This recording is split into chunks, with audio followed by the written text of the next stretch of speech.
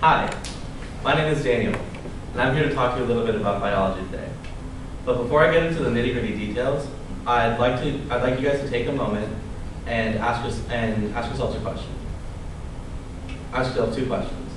What is biology, and what does it mean to you? I'm going to leave these questions for now. I'd like you to think about them as I go through my presentation. Instead, I'd like to give you guys a little taste of my experience with biology. The best word I could possibly come up with is scattered. There were times where I learned information really well and very clearly, and there were plenty more times when I had no idea how anything connected to each other. I just memorized concepts to get the facts, to answer the multiple choice questions that were consistently being thrown at us. I have this distinct memory of me sitting in the library after school one day, just looking for good study materials to help me learn what happened in class. I found a PowerPoint presentation online, and it turns out that it was the exact same one that my teacher used in class that day. I know this reaction is a bit strong, but I was shocked. I was upset that my teacher didn't take more time to make better PowerPoints. I was upset that I couldn't learn the information in class as it was being presented to me. And I was annoyed that I couldn't find better resources that were immediately available. I was also troubled by the fact that I couldn't get my gaps filled. From this experience, I realized that there were three factors at play in my difficulty to learn biology. First, there was the instructor. Second, it was my own learning strategies. And third, there were the outside resources that I sought out. In my presentation today, I'm going to talk about how these three factors work together to impact a student's ability to learn. First, let's start with biology teachers. To explore the role of teachers, I'm going to look at some novel teaching strategies and what the outcomes of those strategies have been so far. In one study done by Young-Ju Kwon and others in the Department of Biology Education at Korea National University of Education, there were two groups of students. One group was a control group. They just went about their daily lives. The next group went through a trained program in which they would have to explain biological phenomena or explain gaps in biological logic that would explain phenomena that they saw in nature. This group was called the hypothesis generating group. And it turns out that the hypothesis generating group showed more activation in the areas of the brain that aid in the use of working memory. The trained group is on the left, and the group on the right is actually a group that just understood hypotheses and just didn't really try to generate hypotheses themselves. The findings of this article challenge the idea that professors just present material. Instead, this article seems to be encouraging professors to pose problems for the students. The students then have to wrestle with these problems and use their own intellectual context to try to solve the problems themselves. The idea of context isn't just one that I decided to use right now. It's actually occurred in many other research articles that I've encountered in my research. And it's essentially the idea that teachers know their audience and that they learn from the students and that they teach information that's appropriate to the background and abilities of the students that are in their classroom. So essentially, working memory is your context. Sorry, I missed that part. So now I'm going to focus on the students a little bit. We have to look at this, we have to answer this question. What problems do students of biology face? In order to find out an answer to the last question, I conducted a few informal interviews with students at other top universities. Universities like Harvard and MIT, because I didn't want to present a Stanford-centric point of view. Hyman,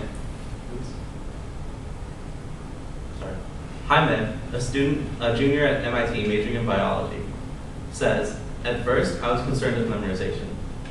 He then goes on to say that he tried to learn things piece by piece, learning all the steps for a long chain of reactions during high school and the first few weeks of his college education at MIT. Rebecca, a Harvard sophomore and a former pre-med student currently majoring in social sciences, said that her high school biology class was too easy and her college biology class was too hard. She continues saying, "In each case, I felt that I was expected to do rote memorization with little to no guidance from her professor," something that definitely resonates with many other students of biology. But what makes these two, oops, that was Jaime, sorry, I should have gone forward there. That's Jaime, that's Rebecca, both friends of mine. But what makes these two different? It's actually quite interesting. Jaime's high school biology education was much more comprehensive than Rebecca's. He took advanced placement biology, where he began to see how biology could be viewed as a big picture science and an application of physics and chemistry. He also took other classes like anatomy and sports medicine, and even a pre-AP class that would prep him for an AP course. Rebecca, on the other hand, wasn't challenged by her one basic biology class in high school. The context in which Jaime and Rebecca each learned biology was vastly different. So again, Jaime, in college, Jaime used trial and error to decide how he was going to study for biology. And he eventually hit on a strategy where he'd look through experiments and follow their logic step by step, making sure he understood each step in the experiment as he went along. He says, I've learned that simply thinking through a problem or an experiment helps me learn the facts that I need to know. And this knowledge has rendered memorization almost useless for him. Rebecca kept memorizing. And while it's not my place to say, I'd like to make a rough guess that Rebecca's lack of biology education or background was a major reason why she decided not to continue on the pre-medical track. And Jaime's multifaceted ideas about the sciences of biology kept him more interested in science. In a sense, a student's intellectual background in the subject can play a huge role in whether they continue to pursue biology. What role does media play in a student's ability to learn biology? I'd like to make an argument that a student's intellectual context, whether we like it or not, is an outcome of the information they're exposed to. Students learn outside of the classroom all the time through news articles, TV, and just the internet in general. And students can learn whatever they want, essentially whatever they want. And this is becoming increasingly common. Scott Young, a personal development blogger and entrepreneur, has decided to take on a challenge. He's essentially going to learn 4 years worth of MIT's computer science curriculum in 12 months. And his reason, he wants to see if education is viable, if online education is a real thing that people can actually use to educate themselves. Things like MIT's open course brand, the Khan Academy, and other universities' biology courses provide a medium for students to learn about biology. In my paper, I focus on the Khan Academy and how it makes things too simple, and it essentially removes the context in which people are learning and boils it down almost too well for students to be able to relate to it. But in this presentation, I'm just going to assume that this is true. And this is where I'd actually like to insert myself. The Khan Academy is anti-contextual.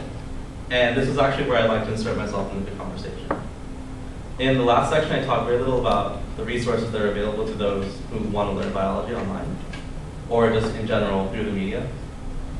But there are plenty of resources out there. In fact, I speak from experience, and I've noticed, however, that there's a dichotomy being set up here. Many of the sites that help students learn biology do so in a way that is still a reinforcement of what I call the memorization myth, in which biology is just a list of facts to be memorized, a list of terms that you have to know just so that you can get through an exam. On the other side of the spectrum, many of the sites that don't fall into this trap are sites that are too academic or too rigorous for people who just want to take a general interest in biology, such as MIT's OpenCourseWare that has essentially their whole course just laid out there for you to watch and read and do everything with. So I propose a solution. Why not start a blog where the explicit aim of the blog is to break down the idea that biology is just a list of terms to be memorized? This seems to be an efficient middle ground. It's a middle ground between the ease of access and intellectual rigor. That's why I'd like to announce the creation of my own blog, ubio.wordpress.com, where I hope to post articles that destroy the idea that biology is all just memorization. I know it may be a little ambitious, but biology is a little too great to be called just a list of facts for you to memorize and forget later. It's much more than that. It's actually an intricate web of processes, many of which we still don't know much about. So I'd like to build an appreciation of biology. And with an appreciation of biology, you have a greater appreciation of life itself. Thank you.